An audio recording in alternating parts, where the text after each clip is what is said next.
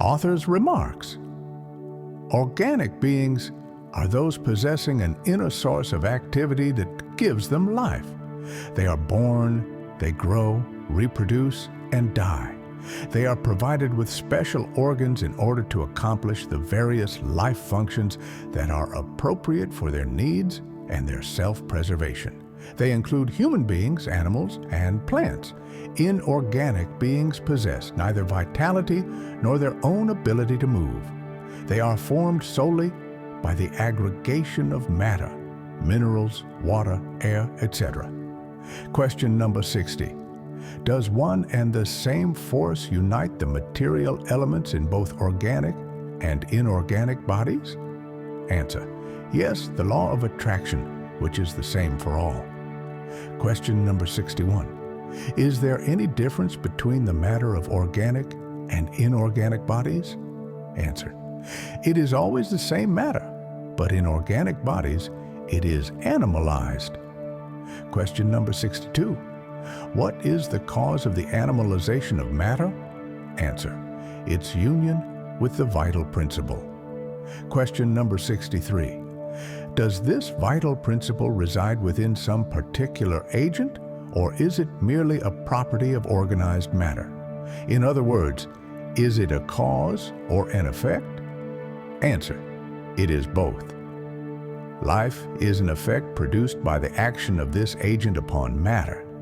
However, without matter, the agent is not life, just as matter cannot be alive without the agent. It gives life to all beings that absorb and assimilate it. Question number 64. We have seen that spirit and matter are two elements comprising the universe. Does the vital principle form a third? Answer. It is certainly one of the elements required in the composition of the universe, but it has its origin in the modifications of the one universal matter. You may regard it as an element like oxygen or hydrogen, but even these are not truly primitive elements, because they both derive from one and the same principle. That would seem to imply that vitality does not result from a separate primitive agent, but rather from a special property of the universal matter, which has undergone certain modifications. Answer.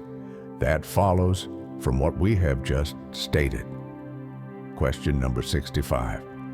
Does the vital principle reside in any one of the bodies known to us? Answer. Its source is in the universal fluid. It is what you call the magnetic fluid, or the animalized electric fluid, an intermediary, the link between spirit and matter. Question number 66. Is the vital principle the same for all organic beings? Answer. Yes, but it is modified according to each species. It is this principle that enables all species to move and act. It also distinguishes them from inert matter, because the movement of matter per se is not life. Matter is moved. It does not produce movement by itself. Question number 67. Is vitality a permanent attribute of the vital agent, or does it only develop through the functioning of the organs? Answer. It develops only as the body develops. Haven't we already stated that without matter, this agent is not life per se?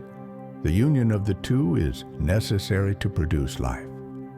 Could we say that vitality is in a latent state whenever the vital agent is not united with the body? Yes, that is the case. Author's remarks. The organs as a whole comprise a sort of mechanism that is driven by the inner activity or vital principle residing within them. This vital principle is the motive force behind all organic bodies. It gives impulse to the organs, whose action reciprocally maintains and develops the vital principle, somewhat as friction develops heat.